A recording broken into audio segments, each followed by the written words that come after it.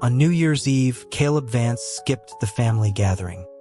He was at a card table in an unmarked club, a place tucked away on a quiet street in the city's historic district. It was their usual spot, a discreet brownstone with oxblood-colored walls and arched windows. Behind a wrought iron fence and overgrown ivy, a small stone sculpture of a cherub was barely visible, giving the impression of a place that wanted to be left alone. Inside, only one of the two private rooms was open, reserved for Caleb and his circle. Caleb, the only son of the formidable CEO, Eleanor Vance, and the late state senator, was a familiar face in these circles. He had run with the city's science for years, a whirlwind of parties and reckless nights that everyone knew about. That was before the accident 2 years ago that took his father, an event that had reined him in considerably. Tonight, though he was back at the table, his mind was elsewhere. He noticed a new scent in the air, sweet and cloying, and gestured toward a younger man across the table who was exhaling a plume of white vapor. He questioned what he was smoking, remarking on its milky smell. The air in the sealed room was already thick with the heat cranked up high, and the vapor made Caleb's chest feel tight. His luck at the table was abysmal, and now he was being suffocated by dessert-flavored smoke. It was a miserable way to spend the holiday. The young man apologized, explaining it was crème brûlée flavored. He extinguished the device and offered a fresh one from his pocket, mentioning that the game had been arranged so hastily that he'd forgotten to procure their usual expensive cigars. It was his fault, he insisted, asking if Caleb wanted to try this one. Caleb declined with a small smile, saying the room was too stuffy for him tonight. The man's expression flickered before he nodded, pocketing the vape. He shot a look around the table, and the few others still smoking quickly and quietly put their devices away. The card game resumed. Ignoring the curious glances, Caleb leaned back in his chair, no longer even bothering to look at his hand. Someone commented on his terrible luck for a holiday night. Caleb retorted that the best players always save their victory for the end. He complained that the night wasn't even close to over, so no one could call his luck bad yet. Being dragged out on New Year's Eve to play cards with these aimless heirs was one thing, but losing this much money was another. He was supposed to be with his mother at the family estate, but the house was swarming with relatives. His mother, seeing his restlessness, had sent him away with instructions to come back only after the ball dropped in Times Square. The liquor on the table was replaced with kombucha and herbal teas. Another round of cards began. Caleb put on a look of confident determination, a faint smirk playing on his lips that had his friends staring. Just as they were about to praise his resilience, a sharp knock came at the door. The sound made everyone in the room tense up. Caleb called out, asking who it was. A young man, Leo, identified himself. Given permission, Leo pushed the door open cautiously, immediately recoiling from the thick air inside. His eyes found Caleb instantly. He hurried over, forgetting all decorum, and whispered in his ear that there might be an issue with the car he'd parked at the corner. Caleb's expression changed instantly. He grabbed his coat, heading for the door without a backward glance. Leo stepped aside, hesitatingly asking if he should come along. Caleb advised against it. He scanned the room one last time. The other men, drowsy from the heat and hours of play, were slumped in their chairs, too absorbed in the game to notice his departure. He clapped Leo on the shoulder, telling him to stay and play. He said any winnings were Leo's, and any losses were on his own tab. Leo, momentarily forgetting his friend's predicament, thanked him enthusiastically. Caleb closed the door, sliding the bolt shut. He walked down the long, eerily quiet hallway, descended a spiral staircase, and emerged from the club's front door. He finally took a deep breath, his tension easing slightly. On New Year's Eve, the streets were mostly empty. Caleb had been in a rush earlier, his head pounding from a nagging headache. He'd followed a line of traffic cones, found the club's small lot full, and pulled his sedan into a spot on the edge of the bike lane, figuring it wasn't obstructing much. But the card game had barely started before Leo, who had stepped out for some fresh air, came back with the news. His car had government plates. He couldn't afford any mistakes. The men in that room were acquaintances, not friends. He couldn't trust what they might whisper behind his back. The cold wind hit him as he jogged out of the club, a bracing shock. He paused, taking another deep breath and pulling out a cigarette. He had a clean-cut look, his fair complexion making his clear, green eyes stand out. His friends often described him as a walking contradiction, outwardly sharp-tongued and flippant, but inwardly insightful and fiercely independent. At 24, he still possessed a rare, youthful energy. But tonight, on New Year's Eve, he was about to get a ticket. The thought was deeply irritating. At least the guys in the room were too out of it to notice. If word got back to his family, he'd face another lecture. With the holiday season in full swing, he couldn't risk upsetting his mother. He remembered leaving a note on the dash with his number, promising he'd only be 10 minutes. He hadn't walked more than a few steps toward the corner when he saw him. A traffic cop standing by the curb, his back to Caleb. Next to him was a police motorcycle, its lights pulsing silently. The sight made Caleb's stomach drop. The flashing red and blue seemed dim compared to the searing yellow of the officer's reflective vest. Without hesitation, Caleb broke into a run. He felt like a high school kid who'd broken curfew, sprinting before he could get caught. He reached his car, leaning against the door to catch his breath, his head throbbing. His key fob automatically unlocked the doors as he approached. Exhausted, he slipped into the driver's seat. He had barely settled in when the officer in the fluorescent vest was standing in front of his car.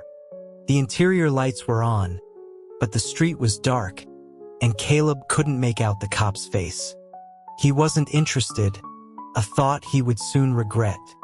The officer wore a crisp white duty belt over his uniform, a nightstick at his side. Despite the winter cold, he wore only his standard uniform and the reflective vest. A radio was clipped to his left shoulder, a body camera to his right. The gear looked heavy and he looked cold. He glanced at Caleb, straightened his back, and gave a sharp, formal salute before producing his identification. Only after this procedure did he clear his throat. He requested Caleb's license and registration. His voice was unexpectedly familiar. For a moment, Caleb wondered if the stuffy room had made him lightheaded. He asked for a moment, his mind still working. He couldn't place the sense of familiarity. When the officer held out his ID, Caleb squinted at it, rubbing his eyes. He tried to explain that he had left a note. The name on the ID, Reese Forrester, didn't register at all. Normally, an officer might show leniency if the owner was present. But before Caleb could plead his case, Reese spoke. His first point was that his job was enforcement, not issuing S. Caleb winced, the headache worsening. Reese continued, his voice even. His second point was that he had waited for 11 minutes. Caleb knew he was caught. He had nothing to say. He closed his eyes, accepting defeat, and glanced at the small sticky note on his dashboard. 6 points left. Reese's gaze followed his. He noted that Caleb seemed to be a repeat offender. The wind rattled the bare branches of the trees. For a second, Caleb thought he heard a hint of amusement, a slight upward tilt in the officer's tone. Reese continued in a clipped, professional manner, stating that the regulations were all listed on the ticket. He informed Caleb he had 3 days to address it at the district traffic division. Caleb's heart sank. He silently chanted for himself to remain calm. It had been dark. He hadn't seen the no parking sign. The lot was full, and the traffic cones had confused him. It was a momentary lapse in judgment. He tried to empathize. Being a traffic cop on New Year's Eve couldn't be easy. As he reached for the ticket, his attention was drawn to Reese's hands. They were long-fingered and strong, with prominent knuckles. A sliver of a light blue shirt cuff was visible at his wrist, revealing a well-defined forearm. Caleb, ever impulsive, acted on a whim. He let his finger brush against the back of Reese's hand. The officer's wrist flinched. His eyes, unreadable in the dark, seemed to harden. He urged Caleb to take the ticket. The sound of his voice was smooth, and it only made Caleb more curious about his face. From his tall, lean frame, he guessed Reese couldn't be much older than him. The reflective vest, which looked bulky on most, fit him perfectly, accentuating his broad shoulders and narrow waist. Caleb shifted in his seat, leaning to catch the light from a distant street lamp. Finally, he saw his face. Reese had strong, dark brows and intense eyes that held a hint of mischief even when he wasn't smiling. He wore the uniform with an air of authority, yet there was an undercurrent of something roguish, almost rebellious.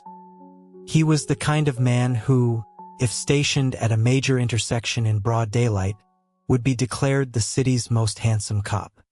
But looking at that face now, Caleb felt only a dawning sense of confusion. Before he could process it, he saw Reese pocket his pen and ticket book and turn back to his motorcycle. Caleb thought that if he apologized quickly, he might get away with just a... But Reese swung a leg over the bike with startling agility. Caleb called out for him to wait. Reese, as if anticipating it, called back over his shoulder that he was busy and that he would see him tomorrow. Then, without another glance, he adjusted his mirrors and gripped the handlebars. The startup was a single, fluid motion, like a knight leaping onto his steed. The engine roared to life, leaving Caleb staring, dumbfounded, in the cold. The sheer efficiency of it all made Caleb laugh despite himself. He shouted after him, asking if they got a commission on tickets. Reese, already pulling away, called back that they did, $100 a ticket, and that he planned to make $1 million a month. He asked if Caleb was jealous. Then, the fluorescent yellow figure sped off toward the next intersection. Caleb, in a fit of pique, started his car, intending to follow, then remembered the drinks he'd had. He hadn't even switched off the engine when Reese, who was already some distance away, screeched to a halt, swinging his bike around to face him. The officer held up a red light stick, waving it menacingly. From this distance, Caleb could just make out his expression. Reese was smiling. He lifted the radio to his lips and spoke into it, announcing a suspected drunk driver at his location, describing a black sedan.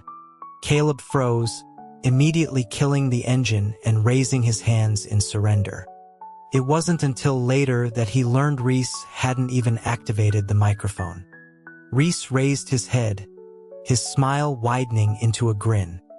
He gave Caleb a final, mocking wave before twisting the throttle and speeding off to clear more illegally parked cars. Caleb watched the retreating figure for a long time, stunned. A shiver ran through him, a mix of cold and something else entirely. He looked down at the ticket in his hand, then slumped over the steering wheel. He was thoroughly, completely outplayed. The story of the New Year's Eve ticket was something Caleb kept to himself, except for telling Julian. Julian was his oldest friend. They had been inseparable since childhood. They had navigated the awkward teenage years together, their lives intertwined with the city's streets.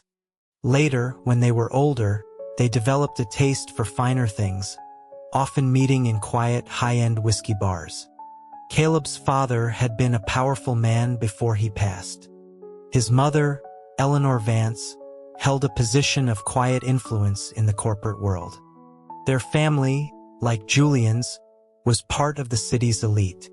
In this city, the lines between business and politics were porous, and its people were known for their fiery, passionate natures. Caleb and Julian were no exception, which was why neither had ever bothered to hide his sexuality. For years, they, along with their other friend Marcus, had been an inseparable trio.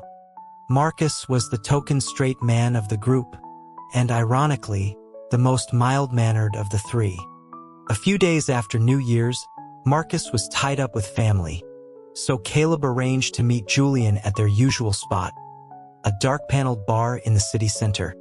A fire crackled in the hearth, casting a warm glow on the leather armchairs. The winter sun streamed through the large windows, and Caleb hummed in contentment. Julian, after listening to the story, launched into a tirade. He declared that Caleb got what he deserved, pausing only to sip his drink. He dismissed any excuse of being in a hurry, reminding Caleb of their privileged upbringing and the endless rules they had been taught. He questioned how, after all that, Caleb still hadn't learned some self-control. Caleb listened with his hands over his ears. All he could think about were the last few points on his license. One more serious infraction, and he'd have to go back to driving school. Julian pointed out that for all his worrying, the only thing Caleb seemed to remember was that the cop was handsome. Caleb protested that he was just curious, a little embarrassed by the accusation. He had already pulled some strings, getting access to photos of the traffic officers who patrolled that district. He handed his phone to Julian. "That's him," he said. Julian enlarged the photo, comparing it to a list of names. He grinned, remarking that he was, in fact, quite good-looking. Reese Forrester. He agreed the man was handsome and seemed efficient. Caleb, still sulking, muttered that if he scattered birdseed on the street, even a chicken would be more precise. Julian shot him a sharp look, retorting that Reese, at least, wasn't as sharp-tongued as Caleb. Julian had matured in recent years, but his playful nature remained. Though not as wild as Caleb, both shared a talent for witty, often cutting, banter. But this time, Julian was wrong. When it came to a battle of wits, Caleb had met his match in Reese Forrester. Julian read the name aloud again. Reese Forrester. Good name. He mused that it was an odd name for a traffic cop. Caleb, stroking his chin, wondered aloud if he was some distant relative, as the Forrester name wasn't common. Julian rolled his eyes, calling him an idiot. He'd done a quick background check. Reese's parents were middle-class professionals. His record was clean. There was no connection to their world. The city was big, but their circles were small. There was usually some connection. Caleb racked his brain but couldn't recall anyone with that name. He thought of Reese's eyes, sharp and predatory, like a hawk's. He finally shook his head, a wry smile on his face. He didn't care what he looked like, he just found the man. Intriguing. Julian's grin turned mischievous. He wondered if intriguing was Caleb's new word for infatuated. Caleb swatted away his hand, denying it. He explained that he'd never met someone so straight-laced who also had such a wicked streak. It was a surprisingly harmonious combination. He declared it was just curiosity, nothing more. But inwardly, he knew it was something else.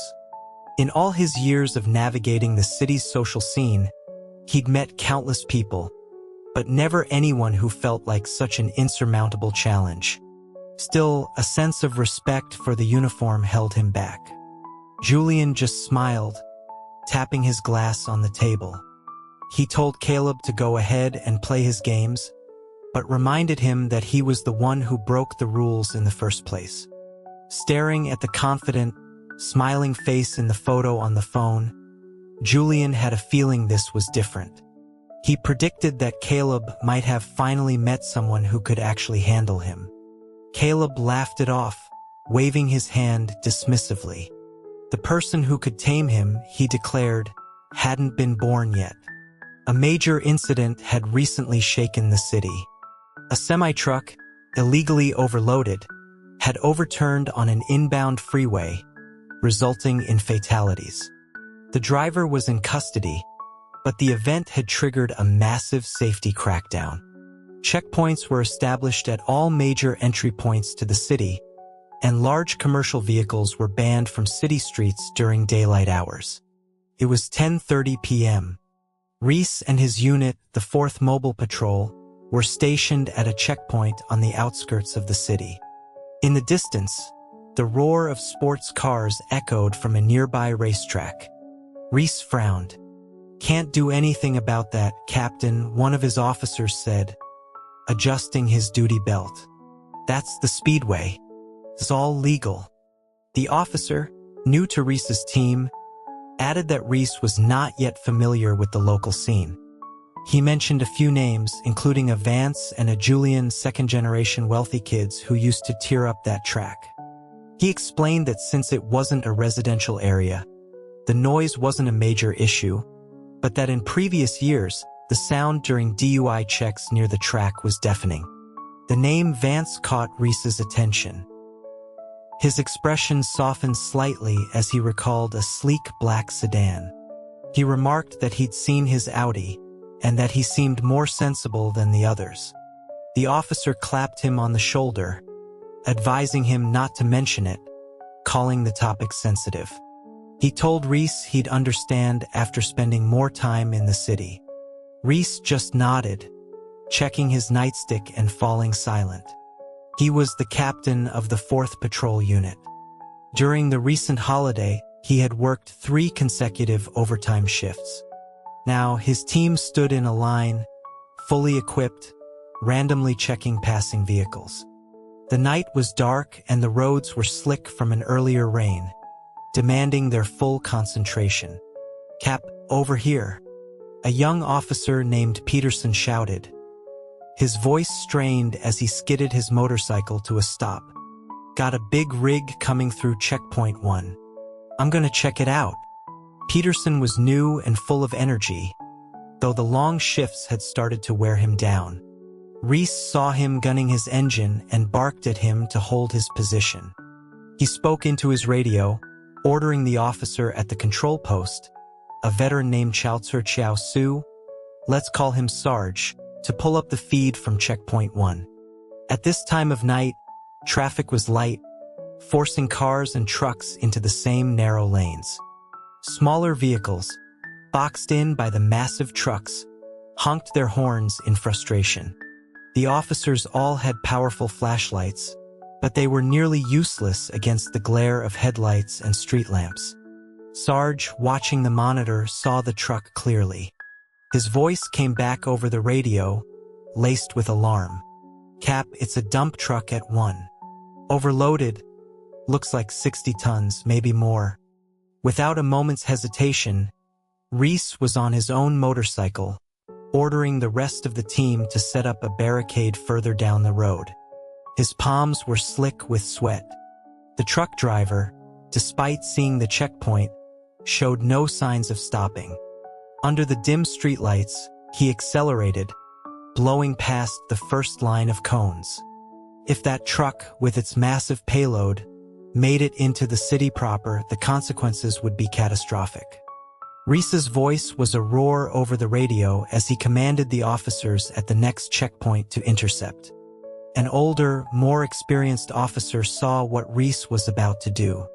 Forgetting his radio, he ran to the edge of the road, screaming at him, 60 tons. Forrester, don't you dare. But Reese was a product of a different environment, hardened by years of intense training. Fear was not in his vocabulary. He clicked off his radio, took a deep breath, and twisted the throttle, accelerating directly into the path of the oncoming truck. The entire unit watched in horror. In a split second, Reese twisted the handlebars, throwing the heavy police motorcycle onto its side and sliding it directly under the front wheels of the speeding dump truck. The screech of tires was deafening. The truck skidded to a halt, smoke and dust billowing around it. When it cleared, they saw Reese rolling away from the wreckage, clutching his arm. Peterson was the first to cry out, asking if he was insane. Reese lay on the pavement for a moment, his body weak, his breath coming in ragged gasps. Then, he pushed himself up and stumbled to the side of the road. His hat had fallen off, revealing short-cropped hair matted with cold sweat. A faint, 2-inch scar was visible above his left eye. Some of the officers rushed to divert traffic. Others surrounded the truck, ordering the driver out. Sarge and a few others ran to Reese. Reese waved them off, his voice hoarse. He asked if they had the driver. Sarge confirmed that they did, his voice shaking with a mixture of fear and relief. He told Reese what he did was too dangerous. Reese could only hear a ringing in his ears. He shook his head, saying that as long as the truck was stopped, that's all that mattered. It was after 2 a.m. when Reese finally pulled his motorcycle up to the station house. He walked a few blocks to a secluded parking garage and sank into the driver's seat of his SUV. He closed his eyes, his hands still trembling. The scrape on his brow was starting to throb. He arrived home at 3 a.m. to find his father, Chief Williams, sitting in the dark, a cigarette glowing in his hand. The room was filled with smoke. For a long moment, neither of them spoke. Reese was the first to break the silence, noting that his father was still awake. "Reese, you are my only son." The chief's voice was heavy with exhaustion. "I brought you here to help me to gain experience, not to get yourself killed." Reese knew this was coming. Any major incident involving his unit was immediately reported to his father. He stood at attention by the sofa and said he understood. The chief looked at his son, telling him to get checked out in the morning. He had told him countless times that while their work required sacrifice, it did not mean sacrificing oneself needlessly. Reese nodded again, his response a quiet okay. His father extinguished his cigarette. He'd been sitting there since midnight, ever since his secretary had called with the news. This son of his had always been a source of worry. Reese had a stubborn, unyielding streak that no one could control. The chief had spent years tightening his grip on public safety in the city, responsible for millions of lives, yet he felt powerless to protect his own son. The decision to send Reese to a military academy years ago now felt like a ticking time bomb. Seeing that Reese had retreated into his usual silence, the chief sighed. He warned him to be careful, especially with the holiday season bringing more traffic and more trouble. He told him to attend the safety briefings at headquarters whenever he had a free moment. Reese barely heard the last part. He latched onto the earlier mention of trouble. He asked his father about the man he had mentioned before, the one with the surname Vance. The chief's expression soured. He said it was an old story, best left alone. He then asked why Reese was suddenly interested. Reese explained that he had met Senator Vance's son. He'd given him a ticket on New Year's Eve. The chief frowned, guessing that the boy didn't know who Reese was. He hesitated, then took a sip of his cold tea.